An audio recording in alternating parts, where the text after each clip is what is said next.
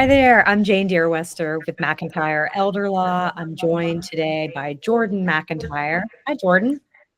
Hey guys. We are going to talk to you today about healthcare, powers of attorney, and living wills. These are documents that we work with and advise clients on pretty much every single day. And these are documents that in some law practices can be combined into one document and both deal with healthcare issues and end of life issues. But we do them separately for a variety of reasons. And I do want to mention that you don't have to be sick or ill or old to have a healthcare power of attorney in place or a living will in place. A lot of people make an assumption that you have to be a certain age or you have to have a certain diagnosis to have a need for these documents. Not true. As long as you're over 18, that's pretty much the only requirement that's needed. And, we would argue everyone needs to have these documents in place. Yes, I was in the hospital just a month and a half ago with a serious leg infection. That's right. So everybody get these documents. I didn't have them. Right. Yeah. You don't. It's time. It's time. We're going to get Jordan's documents down. You're right. We don't think about it when we're young and healthy, but it is a good reminder that something strange or unusual or unexpected can happen at any time. And you don't want to miss a beat or have confusion with your medical providers when you're in an emergency situation. So these are documents that help protect your health and truly your life in a time when you are most vulnerable. So when you're in a time where you cannot communicate with your medical providers, if you're in a coma, or if you're just in a condition for whatever reason you can't speak, your healthcare power of attorney, you're going to name an agent in that document.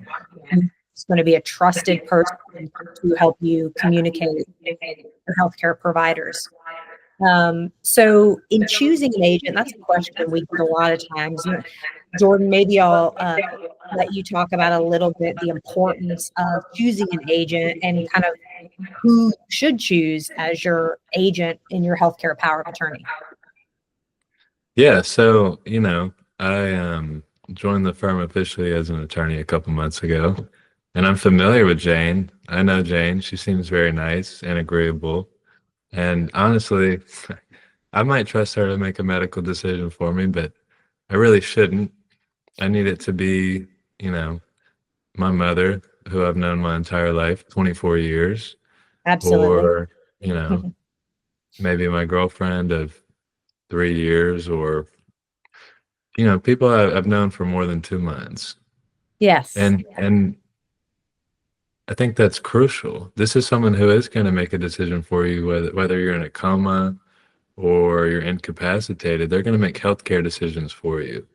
This needs to be someone you trust really more than anyone else. So don't appoint someone you've known just a few months that you kind of trust and you think they're very nice and agreeable, but they should not be your agent. Absolutely. And not only do we encourage that you pick a trusted person as your agent, but we actually encourage our clients to pick more than one person, right? So have your primary agent, your number one go-to, and also pick a number two. Is what if number one is available? What if they predecease you? It just gives some longevity to your documents, right? To pick more than one agent. And you may not have more than one person you trust, but we really encourage you to have some conversations with your loved ones, family, friends. Another thing we advise is make sure the person who you appoint knows that you appointed them, right? Make sure they know and that they have a copy of your healthcare power of attorney. It's not a secret. Yes, this is not something to do secretively. This is something you want, out there in the universe, that your trusted person knows this role. And if you don't trust them, then no, they shouldn't be your agent. That's right. That's right. And importantly, an agent under a healthcare power of attorney or a financial power of attorney, either one, they can't be forced to serve as your agent. They can resign. So if they really don't want to do it and you never talk to them about it and it catches them off guard, they can just resign. And then what was the point of putting this in place if this person doesn't want to do it? So you definitely want to have this conversation with your agent for sure. The other document we're talking about, the living will, or it's also sometimes called advance directive. Even another name for it is an advance directive or desire to die a natural death. And the living will comes into place in a very limited circumstance. That's why we do it as a separate document. And I'll let you talk about that a little bit, Jordan, about when the living will comes into place only in this very specific situation where you're basically pending a terminal diagnosis. Yeah, so I believe it applies in 3 situations: when you're in a permanent vegetative state, when you have a terminal and incurable condition, or in certain stages of advanced dementia. This is where you have your say in the room only for these 3 conditions as to whether you want to have artificial hydration or feeding. I think most people think of this as whether you want to pull the plug or not. And do Yeah, you want your loved ones to make that decision? Because your healthcare power of attorney could make that decision for you. However, in these 3 situations, you really might want to have your say in the room. Your healthcare power of attorney, even though you trust them, could be very emotional. They could not want to make these types of decisions for you. And this is your say to do whatever you like, to have whatever happen in a very, very stressful situation. And you can really relieve the burden from your loved ones and your healthcare power of attorney to have that decision made for them and for you. So I yeah. would encourage everyone to do that. Yeah, that's a great way to put it, Jordan, that having your say in the room. I mean, when you think about it, this is an impossible decision to make for yourself, but to make for somebody else, it's Yeah. truly impossible. And it can lead to all kinds of litigation and disharmony within the family. When I'm out speaking in the community, I say the same thing that you just did, Jordan. This is who wants to pull the plug on grandma? Who wants to Yeah. be the one who pulls? Nobody. No one wants to do Um, that. So we encourage our clients to really think about it and make a very informed decision for themselves. It's very personal. There's nothing that could be more personal than this type of decision.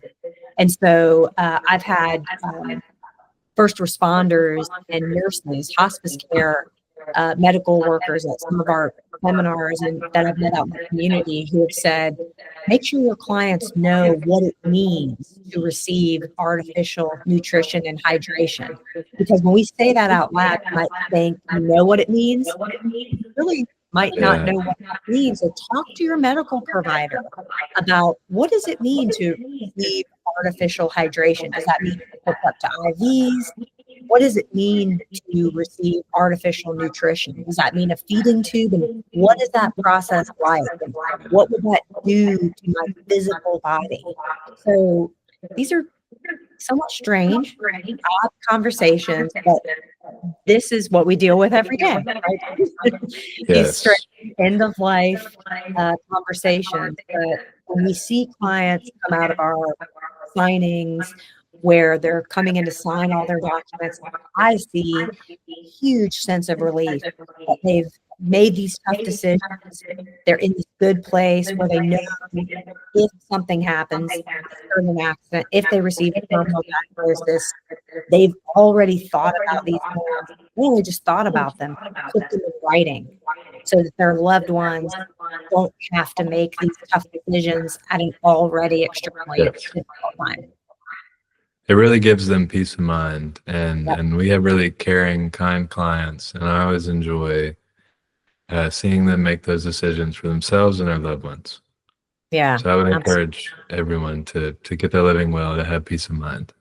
Yep. These are easy ones to get in place, just a couple of signatures and you'll be good to go. So thank you for talking about these healthcare documents with me today, Jordan. And if any of you out there watching this, you're over the age of 18 and you don't have a healthcare power of attorney or a living will in place, we invite you to come in for a free consultation so you can get these and some other foundational estate planning documents in place.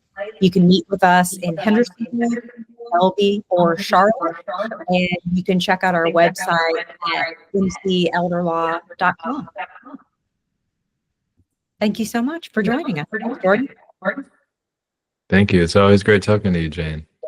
Take care.